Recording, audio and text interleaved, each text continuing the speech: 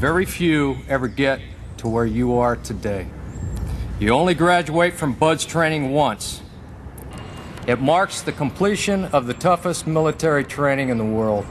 In a society where mediocrity is too often the standard and too often rewarded, there is intense fascination with men who detest mediocrity, who refuse to define themselves in conventional terms, and who seek to transcend traditionally recognized human capabilities. This is exactly the type of person BUD/S is meant to find. The man who will find a way to complete each and every task to the best of his ability. The man who will adapt and overcome any and all obstacles.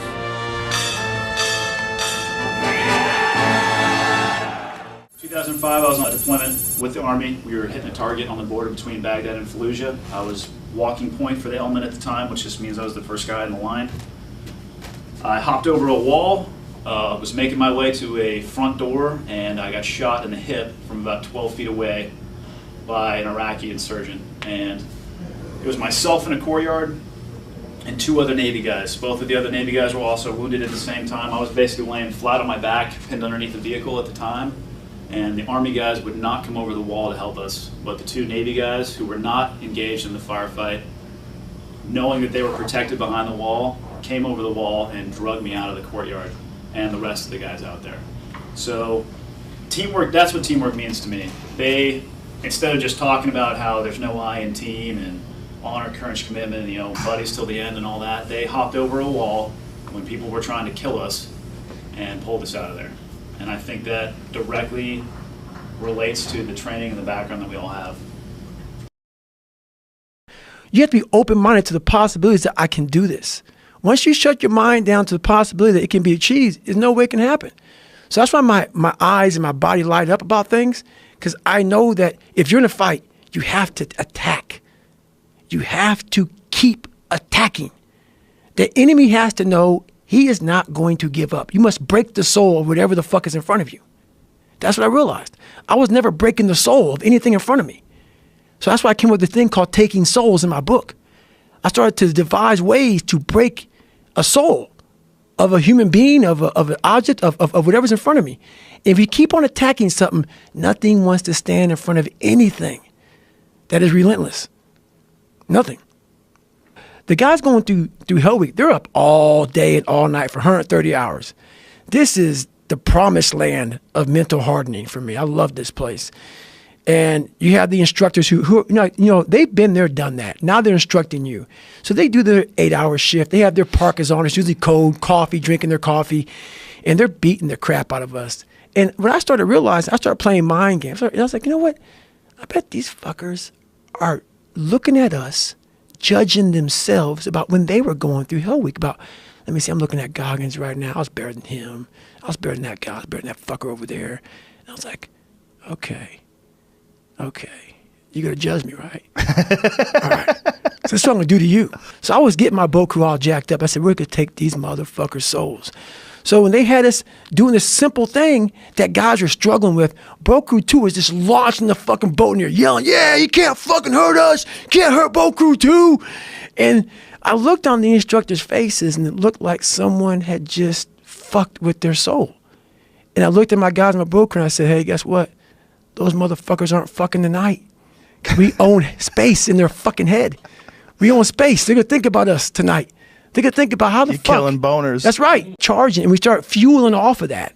We start fueling off the fact that, man, it takes 1 second of energy to steal everybody's.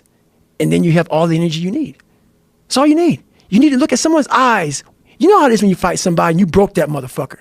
He's like, oh, God, man, I don't want to go back to the next round. And you feel like, my God, I can fight all day. I can fight all day long. That's what taking souls is.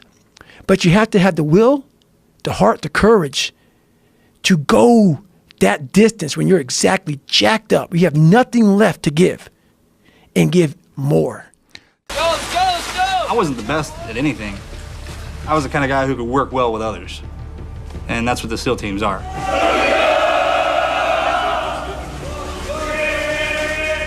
If it wasn't for my classmates, I would have never made it through. They watched out for me, and that's the only reason I made it through BUD/S. Got the death march. We surround each other, protect each other, look out for each other, and that's when you know you're gonna make it. You guys did good in Hell Week. Strong class, man. If you see a guy with a trident on his chest that he has absolutely went through hell and back and made it, you got to bleed for it.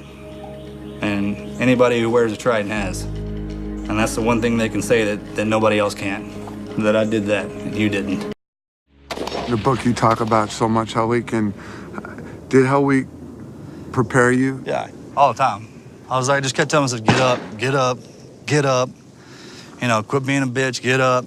And then, because I laid down to die twice, and then I'd be like, get up, let's go. And I'd get up and I'd move. What is the common denominator that makes someone willing to stick it out? And what it all boils down to is the willingness to give your life to make it through something, and the others won't. When we come up on the guns and we start firing, I'm not firing my weapon to protect myself. I'm firing my weapon to protect you. And then he's going to fire his weapon to protect me. I give a shit about myself. I care about him. He cares about me. Then it's about, hey, man, we got to get through this, not I have to get through this. Mm-hmm.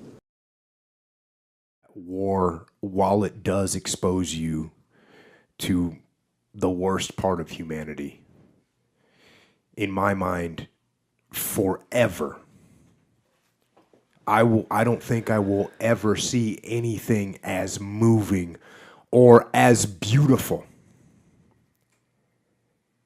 as men rolling out into a horrible place day after day, night after night, risking their lives directly, indirectly for their country, for the civilians that are there that they're trying to protect, and for each other. Yeah. And to go to memorial service after memorial service and realize that these are, and again, you know, I always try to remind everybody that listens to this that when I say memorial service, I'm not talking about a dog tag and some body in a uniform. I'm talking about a kid. I'm talking about a person. And a person that sacrificed everything in everything they are. And everything they ever will be. And so, yes, war will show you the worst part of humanity, but that right there is an incredible part of humanity. And I don't care about the politics of it, and I don't care about any of that, but you're talking about men that will give their lives for their friends. Yeah. And when I have that in the back of my mind, then that makes it very easy for me to stay positive and very easy for me to wake up in the morning and say, I'm going to do my damnedest today to live a good life. Yeah. And do some good things and try and honor those guys. So I don't think war makes you worse. I think war makes you better. And everybody who knew about our mission was obviously classified top secret. When anybody who knew about it was on the helo. So when it got shot down, all focus went to the helicopter, and my guys were still laying out there on the ground. I was like, get me a map. You'll find Danny right here, Axe right here, and Mikey right here. They found Mikey and Danny the next day. It took them 2 days to get them out of there. Couldn't land a helo in there. Too steep. And plus it was under fire. Those PJs went in there and snatched them out of there. Brought them home. And then they didn't find Axe. I finally got pushed to a hospital in Germany. I'm pretty sure I was there for almost 11 days before I got a phone call saying they found Axe. He was 3.5 miles from where I said he was. He lived through that RPG blast like I did, and when they finally killed him, they had to take his head. That's when he quit. Or he didn't quit, but that's when they stopped him. I'm a true testament to those guys, man. They wouldn't stop. I was fortunate to I was only shot a couple times. The rest of the guys, man, they were just... standing up here in front of you, man, I don't know why. I was the biggest and the slowest.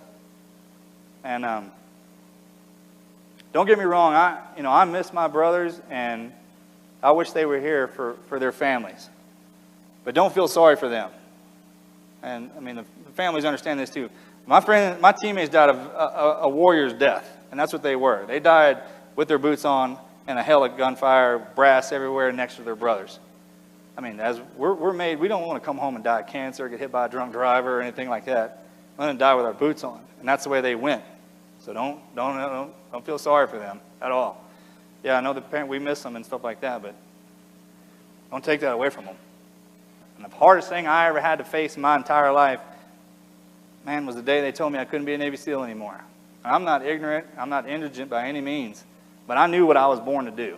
I run across people all the time, they tell me, I wish I was doing this, man, but I do this just to make a couple extra bucks. I'm like, man, if you knew how short life was and how fast it could be snatched away from you, you wouldn't waste 1 second doing anything that didn't bring you absolute enjoyment, period.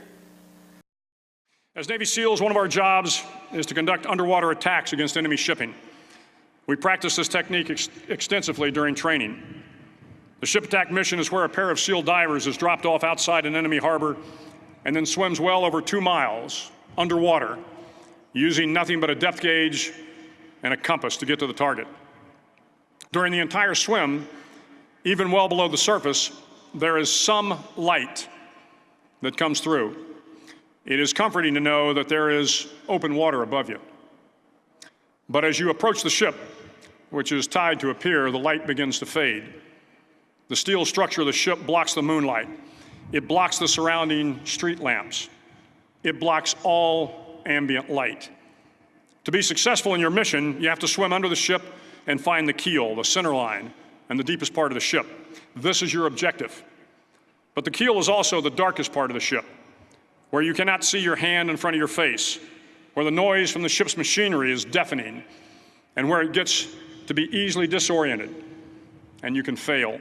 Every SEAL knows that under the keel, at that darkest moment of the mission, is a time when you need to be calm, when you must be calm, when you must be composed, when all your tactical skills, your physical power, and your inner strength must be brought to bear.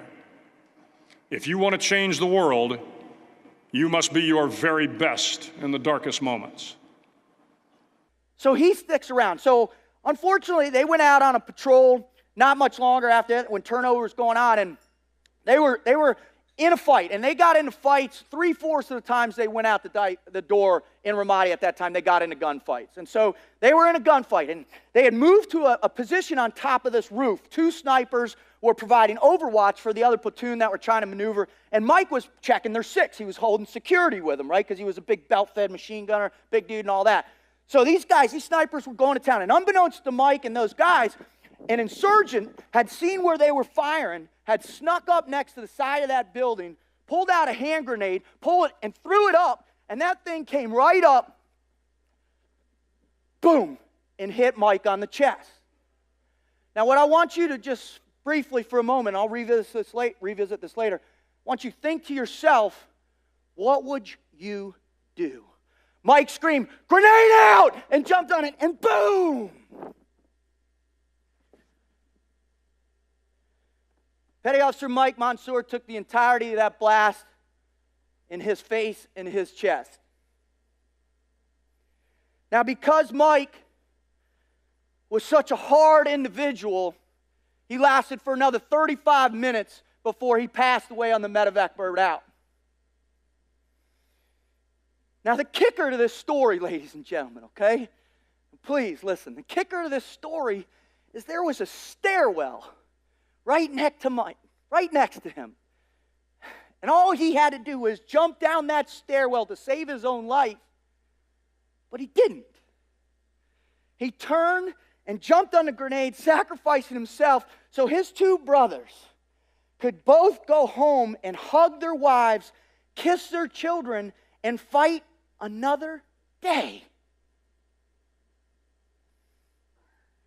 Now I ask you, does that change your definition of commitment a little bit? It has to, right?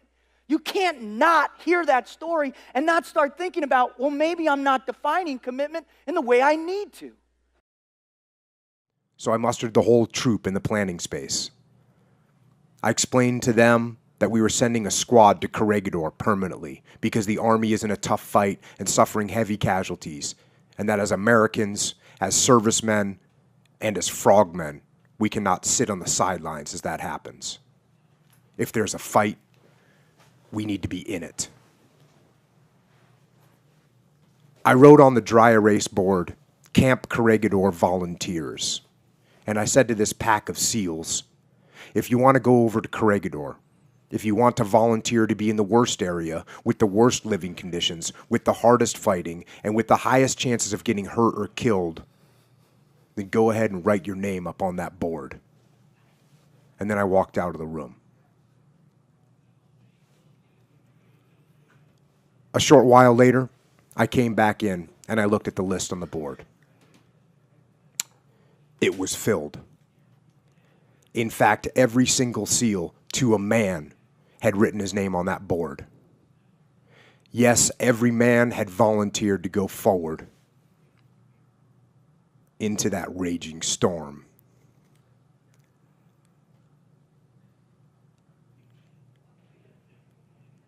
As I walk away from the teams today, I assure you I will never forget. I will never forget your service and sacrifice. I will never forget you, my fellow SEALs, for getting me here to this day, for leading me, for following me, and for watching my back. I will never forget our fellow soldiers, sailors, airmen, and Marines that have fought and sacrificed so much.